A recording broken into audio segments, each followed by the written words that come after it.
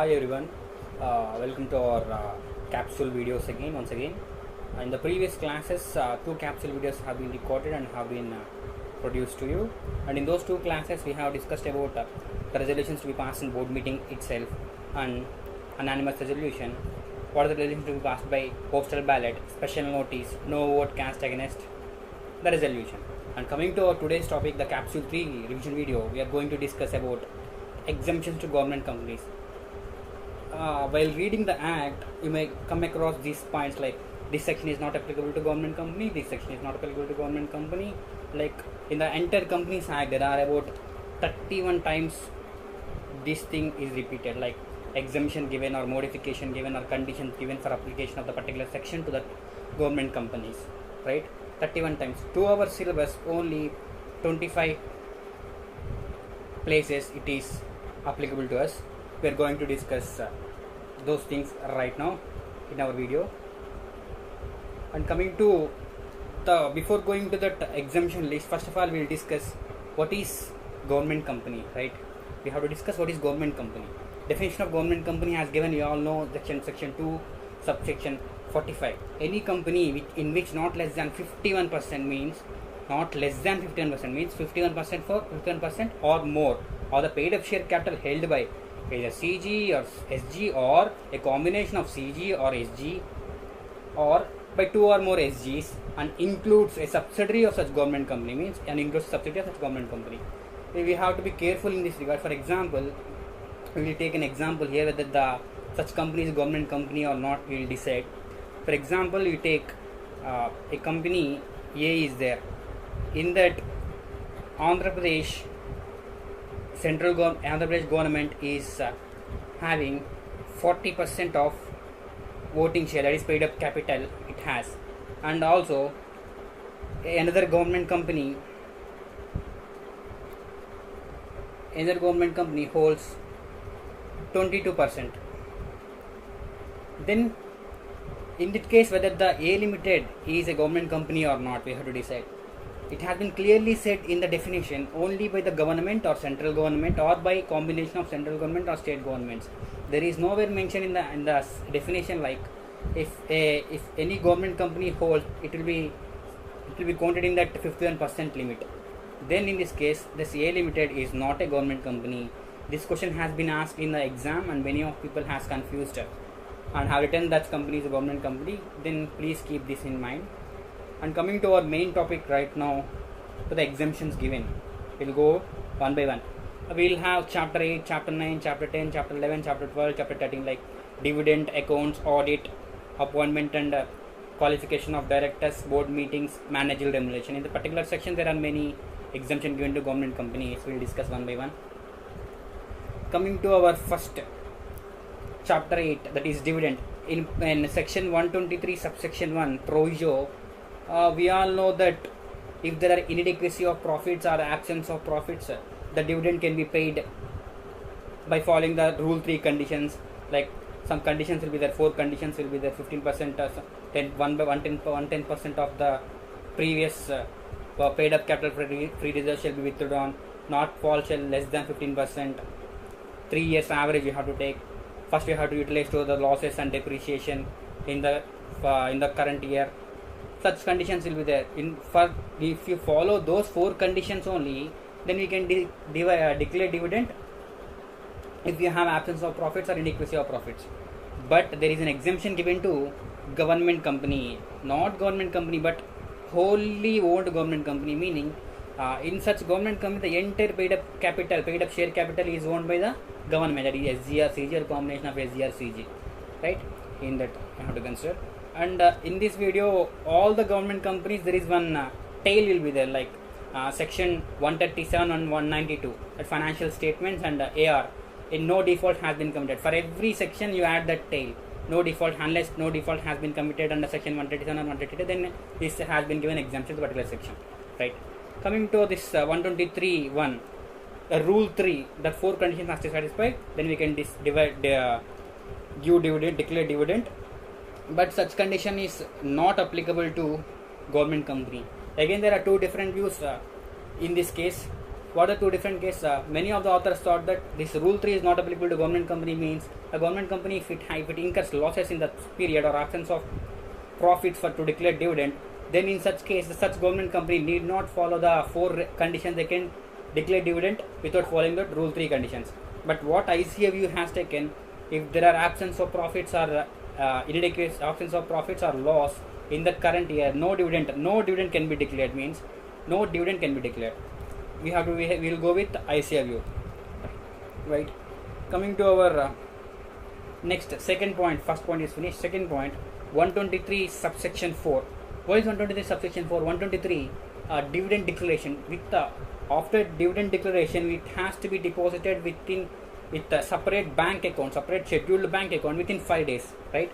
Within 5 days, it has to be deposited in separate bank account. Then this particular section is not applicable to apply to a government company in which entire paid up share capital is held by the central government, state government, or more government companies. There is a difference in this particular section only. It is clearly mentioned that one or more government companies. Only in this 123(4) section it is mentioned that if a company paid up share capital is held by central government, state government, or by government company, then such company need not deposit that dividend amount in separate bank account within 5 days. You have to remember this government company. Only in this section has been given by government company, right? Coming to our next section, 129. What is 129? 128 books of accounts, 129 financial statements. Financial statements we have to prepare according to schedule 3, right?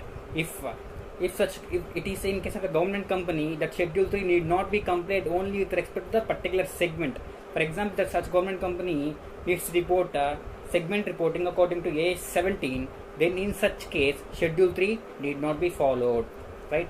We will read section segment reporting comes of A18 in financial statement schedule 3 shall not apply to the extent of application accounting standard 17 segment reporting to companies engaged in the defense production. Means such government companies shall engage in defense production, then only this exemption is available. Totally we have discussed 3 exemptions: 123(1), 123(4), 129. 123(1) is relating to the rule 3 conditions. The government company, entire government company, you have to remember entire paid up capital. In here also entire paid up capital, and here only government company, defense production, segment reporting, 109 financial statement schedule 3, right? Coming to our next fourth point, chapter 9, that is accounts relating to account. That is not very important. This is just regarding the board report. 134 subsection 3 class C, 134 subsection 3 class B. We will just read it. Board report to include company's policies on director appointment, remuneration, positive attributes, independence of directors, etc. on matters specified in 178 subsection 3 shall not apply to government company. In board report there are various matters to be reported, like relating to director responsible statements will be there, what policies they have followed, how they have dealt with issues. In board report so many things needs to be reported. In that one point is director's appointment, director remuneration, his positive attributes, his independence of directors has to be mentioned in the board report. But that point is not applicable to a government company. Here you see how you can see only government company, not entirely paid up capital is not there, only government company. Coming to our next section, 134 3 subsection. This is the same, you can just read it and ignore it. This is not very important for the exam point of view. Board report to include statement giving matters to the annual evaluation by the board of its performance and that of its committees and individual directors. Board report should include the statement because every director, his performance has to be evaluated, and such performance evaluation report should be attached in the board report. But such attachment shall not be required, or some exemption is given to the government company. We will read. Shall not apply to government companies in case the directors are evaluated by the ministry or department of the central government or by the state government as per its own evaluation method. Means that evaluation is done by the ministry or department, then such point is not required here. Again, coming to our chapter 11, that is very important. From now the topic is very important. 149 subsection 1. If you remember 149 subsection 1, what is 149 subsection 1? Minimum directors, maximum directors. Yes, minimum directors in case of private company, 2 minimum directors in case of public company, 3 minimum directors, maximum directors, 15 directors. If you appoint more than 15 directors, we need to pass yes or yes, that section itself. In that section, there is an exemption given to government company means if you want to increase the maximum limit more than 15 number of directors, it need not pass that is special resolution. You can remember like 149(1). There are two companies. Even Section 8 company is exempted and government company is exempted. For regarding Section 8 company, we will make a separate video. As of now, we are making video of government company. 149. What is 149(1)? Minimum director of the maximum director 15. If you want to increase the limit of maximum to more than 15, you need to pass special resolution. But that point is not applicable to government company. Then special resolution is not required in that particular case, right? Next, coming to our 7th point, 149(6) subsection A. What is 149(6) subsection A? That is relating to independence qualifications, right? Eligibility. Independent director, a person who is opinion of the board. Here, independent director means in the opinion of the board, he should have integrity, experience, expertise. But whereas it is a case of a company, the opinion of the board shall not be considered. The opinion of the ministry or department or central government or administrative in charge of the company or by state government shall be considered. Only just replace the board with that ministry, department or central government, that's it. That is no major change in that particular section. 149(6) subsection C. 149 subsection is regarding to eligibility, like pecuniary relationship. For example, if a independent director have any pecuniary relationship with the CHAS companies. CHAS companies means a company, its holding company, its associate company, its subsidiary company.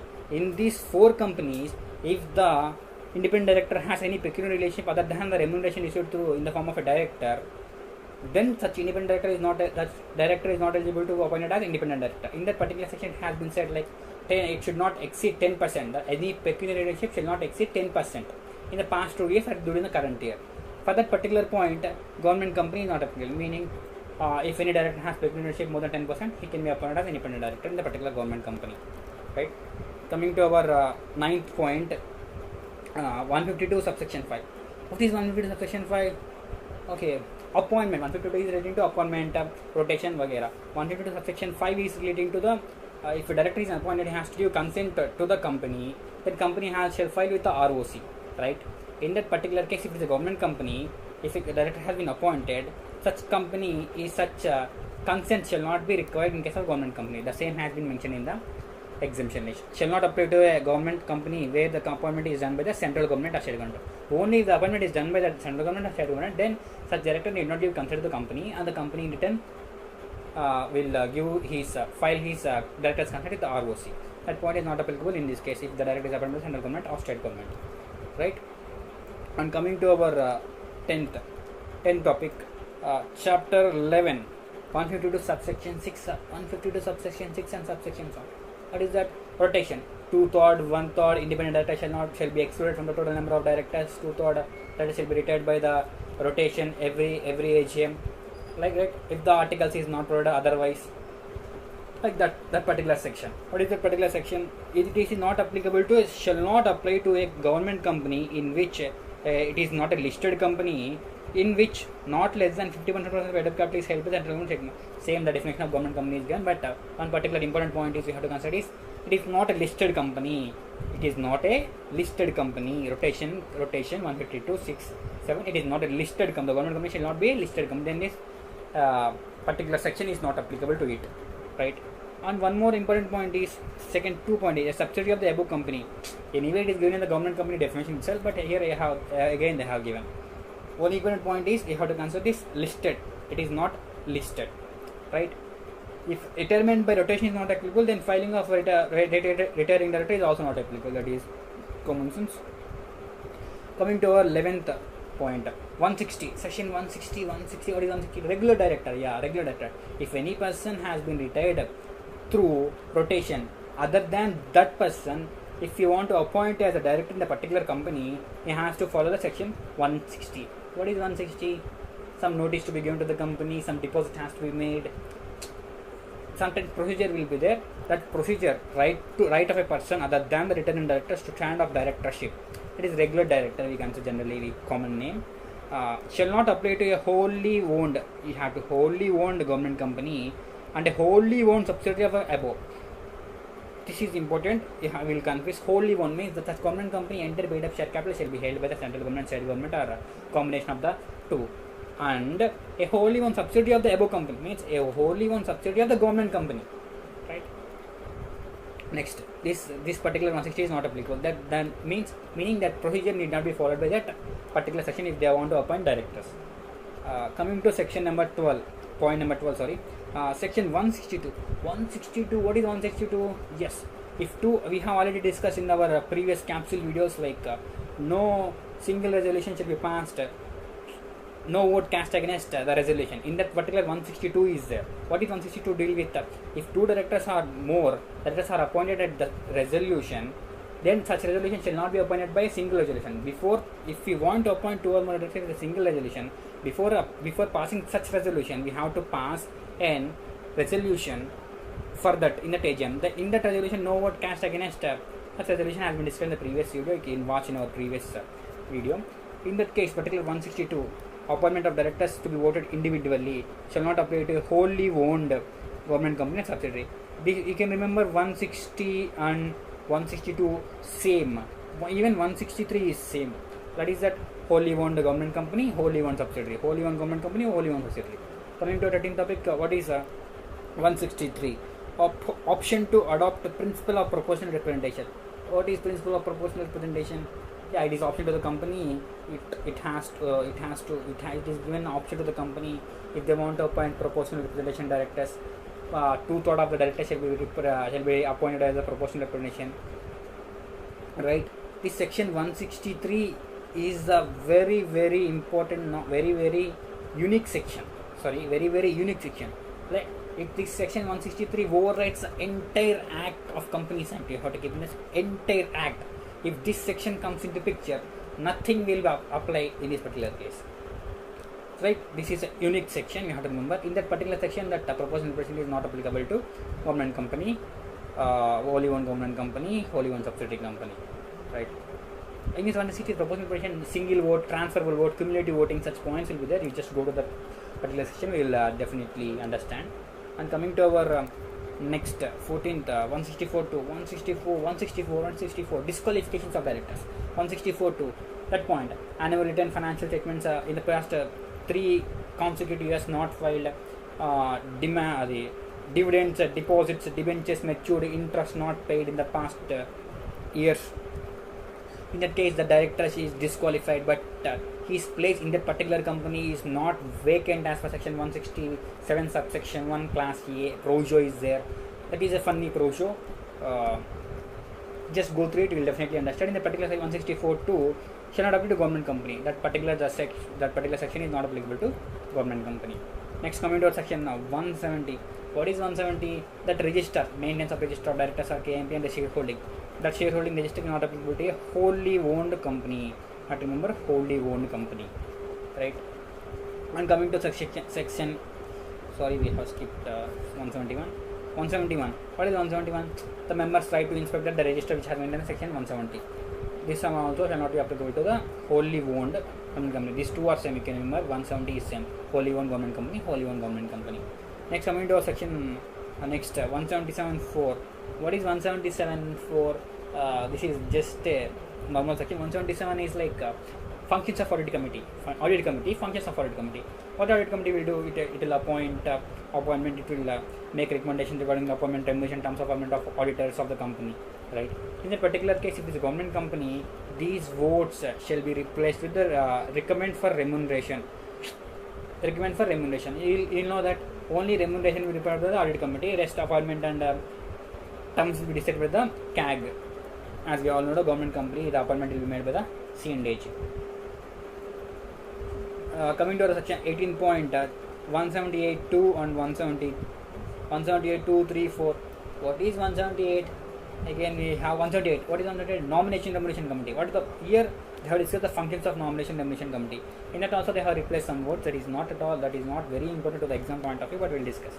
Total terms of the refresh Nomination Remuneration Committee to identify persons as appointed as a director, senior management, positive attributes, independence of directors shall not apply to a government company except with regard to the appointment of senior management and employees. Okay, you have given except means this 2, 3, 4 is not applicable to government company only, but it applies only to the extent of appointment of senior management and other employees. meaning that NRC, that Nomination Remuneration Committee, can appoint a senior management and employees in the government company, right? And coming to our next 19 point, section 185. Oh, twin sisters has come into the picture here. 185, 185, loan to directors, 186 loans, investments, guarantees, securities. 185 loan to directors, etc. Loan to directors, etc. The prohibitions will be there, some restrictions will be there. We have to read into that particular section. In the particular section shall not apply to the government company in case such company obtains approval of ministry, department, central government, administrative in charge of the company, as a case may be state government before making loan. Before making that loan, this company shall apply to that and they get approval. Then the procedure set in the 185 that board meeting resolutions in general meeting resolution need not be required. Same thing we will see in the twin section 186. Loans, investment, guarantee securities by the company. In that also same thing is that shall not apply to government company engaged in defense production, but there is an exception, that there is a different point here. 185 different point here.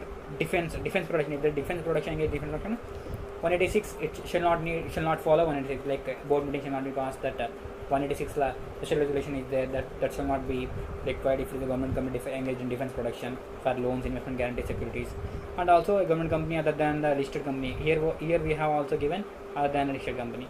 Here we have come across in two places other than listed company, right? Just remember those other than listed companies, very important those points. They might be testing in the examination. In case such companies obtain approval of the ministry, same like here, if they obtain before making the loans, investment, guarantees, securities, if they obtain approval of the central government or the administrative in charge of the company, then 186 procedure is not applicable to that particular government company, defense production government company.